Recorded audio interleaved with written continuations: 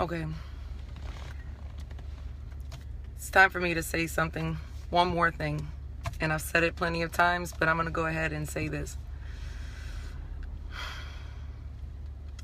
We hold these truths to be self-evident, that all men are created equal, that they are endowed by their Creator with certain unalienable rights, that among these are life, liberty, and the pursuit of happiness. That to secure these rights, governments are instituted among men, deriving their just powers from the consent of the governed. That whenever any form of government becomes destructive of these ends, it is the right of the people to alter or abolish it, and to institute new government, laying its foundation on such principles and organizing its powers in such form as to them shall seem most likely to affect their safety and happiness. These words are the foundation of our country, what it is that we firmly and fundamentally are supposed to be on. Now, I understand that when these words were adopted July 4th, 1776, that this did not apply to black people because they were considered property. I understand all of this, but what I'm telling you is, it's time for some folks to open their eyes and firmly decide for themselves as to what it is that they feel and where it is that they stand when it comes to this. And make no mistake, I'm not calling for another revolution. I'm not calling to overthrow the government. What I am calling for is a great awakening. What I am calling for is my brothers and sisters of all races, religions, creeds, socioeconomic backgrounds, and professions. I am calling on you to speak out verbally and electorally against the injustices that are occurring within this country, because whether or not you want to believe it, they are happening. Now, a few days ago, I posted a video asking how it is that a terrorist dropping bombs and shooting at cops can be allowed to live, but a black man or a child playing with a toy or a black man with his hands up seems to not be able to be detained without being killed. I asked that question like most lawyers do. I asked that question already knowing what the answer was going to be. I knew what folks were going to say, and you walked right into it. That's what I call an okie doke. Your responses were, well, this man has information. This man has some form of value to us. Why? Because he has information, right? So in essence, what you're saying and your rationality is that this man is alive because he poses a value to those in the upper echelons of our society, to those in power.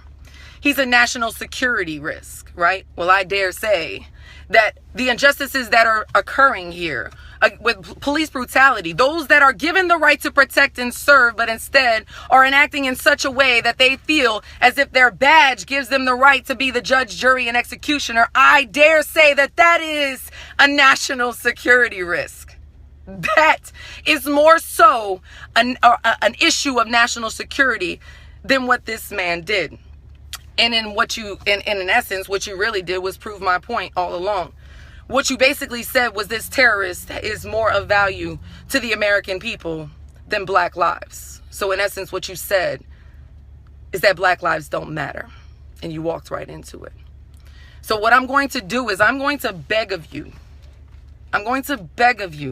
from every ounce of my being and everything that I have inside of me to consider the notion that there are things going on here that are inexcusable. They're happening. I promise you that they're happening. Look at what's going on, and people are angry. And I understand, like I said in my live video the other day, that they're not teaching these things in schools anymore, right?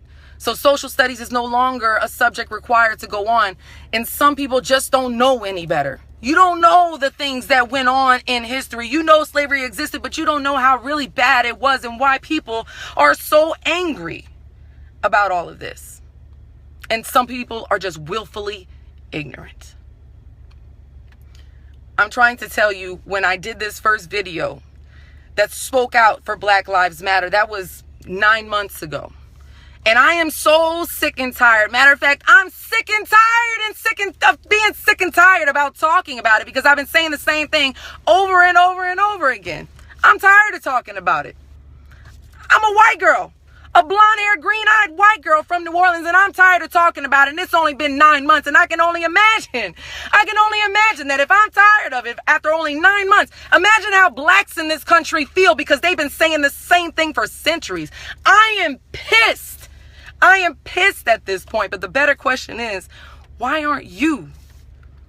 Those words are the fundamental principles within this country, not the national anthem. And you're cool with folks taking a bullet, but you're not cool with somebody taking a knee to speak out against the social injustices within this country. That to me doesn't make sense. These words are saying that these truths, these things are self-evident, meaning it's just plain common sense.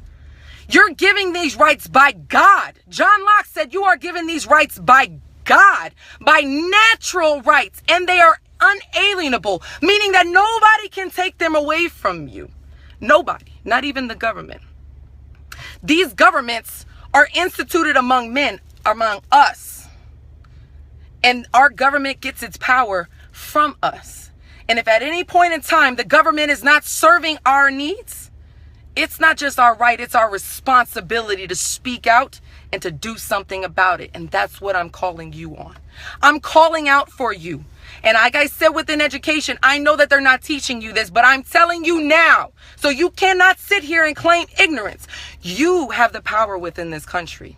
You, an American citizen, have a voice within our government. They get their power from you, from me, from us. But so many people feel as if they have no voice. And I'm here to tell you that you do. If the people in Congress are not passing legitimate legislation to fix the issues within education, within criminal justice reform, you know what you do? Do you want to know what you do? It's the way the government is set up. You take your voice back, you take your power back, and you give it to somebody who will. That is the way our government is run. You have the right to set up a government in a way that is most likely to protect your safety and your happiness. This is what our country is founded upon. These are the fundamental beliefs of our American society. Some people just don't want you to have a voice. I'm encouraging you to teach your life.